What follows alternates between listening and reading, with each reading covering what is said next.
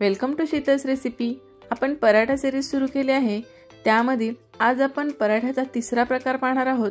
तो अगदी टेस्टी आणि मस्त आहे, तो म्हणजे पिझ्झा पराठा। आज आपण याचीच रेसिपी पाहणार आहोत। चला तर मग रेसिपीला सुरुवात करूया। पराठ्यासाठी प्रथम आपल्याला पीठ मळून घ्यायचं आहे। त्यासाठी मी इथं 1 वाटी मैदा घेतलेला आहे, हा स्वच्छ चाळून घ्यायचा। त्यानंतर 1 वाटी गव्हाचं पीठ घेतलेलं आहे। त्यानंतर यामध्ये चवीनुसार मीठ टाकून घ्यायचं। 2 टेबलस्पून फ्रेश दही टाकायचं। दही टाकल्यानंतर ना आपल्याला यामध्ये 1 टेबलस्पून तेल टाकायचं आहे, हे थंडच तेल वापरायचं। त्यानंतर आपल्याला अगदी चिमूटभर यामध्ये बेकिंग पावडर किंवा बेकिंग सोडा टाकायचा आणि हे व्यवस्थित आपल्याला मिक्स करून पाण्याच्या सहाय्याने याचा घट्ट असा गोळा बनवून घ्यायचा आहे। मी यामध्ये मैदा वापरलाय कारण आपण हा पिझ्झा पराठा करतोय, त्यामुळे खाताना थोडंसं पिझ्झाची टेस्ट यावी, त्यामुळे मी ही प्रोसेसनं पीठ मळून घेतलेलं आहे। पीठ मळून झालं की यावर थोडंसं तेल टाकून घ्यायचं आणि तेल व्यवस्थित पिठाला छान असं चोळून घ्यायचं। आता हे पीठ आपल्याला झाकून 5 ते 10 मिनिटं छान असं मुरत ठेवायचं आहे। आणि हे पीठ मुरत आहे तोपर्यंत आपण यासाठी लागणारं सारण तयार करून घेऊया। त्यासाठी मी इथं बारीक चिरून कांदा घेतलेला आहे, किसलेलं गाजर घेतलेलं आहे, स्वीट कॉर्न घेतलेला आहे, टोमॅटो बारीक चिरून घेतलेला आहे, शिमला मिरची अगदी बारीक चिरलेली आहे आणि कोथिंबीर घेतलेली आहे। आणि इथं मी मोजरेला चीज घेतलेला आहे। चीज तुम्ही कोणतंही वापरू शकता। आता ह्या भाज्या आपण अशा कच्च्याही वापरू शकतो, मात्र थोड्याशा ह्या मी आता हाय फ्लेमवरती थोड्याशा परतून घेणार आहे। त्यासाठी पॅन मध्ये थोडंसं बटर टाकले आणि इथं फुल फ्लेमच केलेली आहे आणि अगदी थोडासा कांदा मी परतून घेते आहे। कांद्याचा रंग आपल्याला बदलायचा नाही, अगदी थोडासा आपल्याला परतायचा आहे। कांदा परतून झाला की यामध्ये शिमला मिरचीही टाकायची। ह्या भाज्या आपल्याला खूप जास्त शिजवायच्या नाहीत, फक्त हाय फ्लेमवरती ह्याला थोडंसं परतून घ्यायचं आहे, त्यामुळे या भाज्यांची अगदी छान अशी टेस्ट लागते। आता मी यामध्ये स्वीट कॉर्नही टाकलेला आहे आणि 2 मिनिटं छान याला परतून घेत आहे। ह्या भाज्या परतल्यामुळे याचा कच्चेपणा थोडासा निघून जातो। त्यानंतर यामध्ये आता गाजर टाकले, टोमॅटो टाकले। गाजर टोमॅटो आपल्याला जास्त शिजवायचं नाहीये, अगदी 2च मिनिटं हे परतून घ्यायचं आहे। त्यानंतर आता यामध्ये आपल्याला टाकायचं आहे अगदी चवीनुसार या भाज्यांना लागेल इतपतच यावरती थोडंसं मीठ टाकायचं आहे। मिठामुळे या भाज्यांना छान अशी टेस्ट येते।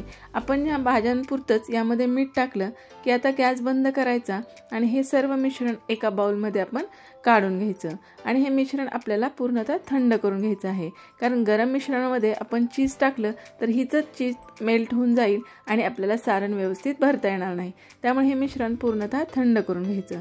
मिश्रण पूर्णतः थंड झालं की आता यामध्ये आपण काही मसाले टाकणार आहोत। इथे मी थोडीशी मिरपूड टाकत आहे। त्यानंतर ना माझ्याकडे ओरेगानो आहे, ते मी थोडंसं टाकते। तुमच्याकडे मिक्स हर्ब्स असेल तर तेही वापरू शकता। त्यानंतर बारीक चिरलेली कोथिंबीर टाकायची आणि इथं आता थोडेसे सॉस टाकायचे आहेत। इथे मी टोमॅटो सॉस आणि माझ्याकडे पिझ्झा सॉस आहे तो मी टाकलेला आहे। तुमच्याकडे जे सॉस असतील ते तुम्ही थोडेसे यामध्ये टाकू शकता। आता सॉस आपल्याला व्यवस्थित या मिश्रणामध्ये मिक्स करून घ्यायचा आहे।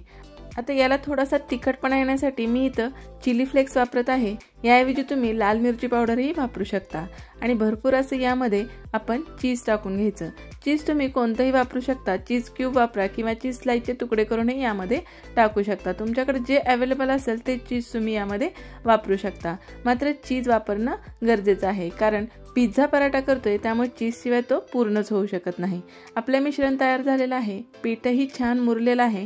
आता पीठ काढून आपल्याला पुन्हा हे 2 ते 3 मिनिटं छान असं मळून घ्यायचं आहे। मी आधीच्या रेसिपीमध्ये पण सांगितलं की ज्यावेळेस आपण पराठे बनवतो त्यावेळेस पीठ अगदी छान असं मऊसूद होणं गरजेचं आहे, त्यामुळे आपले पराठे अगदी छान होतात।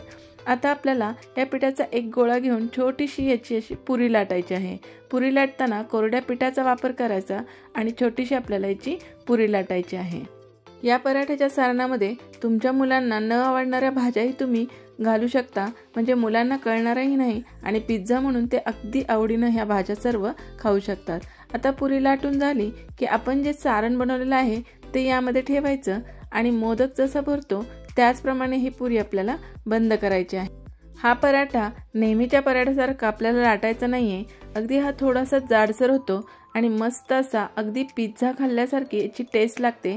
त्यामुळे तुम्ही नक्की करून बघा आणि तुम्हाला जर ही रेसिपी आवडली तर नक्की लाईक करा आणि माझ्या व्हिडिओला जास्तीत जास्त शेअर करा। आता आपण पराठा लाटायला घेऊया। अगदी थोडासा आपल्याला हा लाटायचा आहे, कारण यामध्ये आपण स्वीट कॉर्न, गाजर असं वापरलेलं आहे, त्यामुळे यामधलं सारण बाहेर येता कामा नये।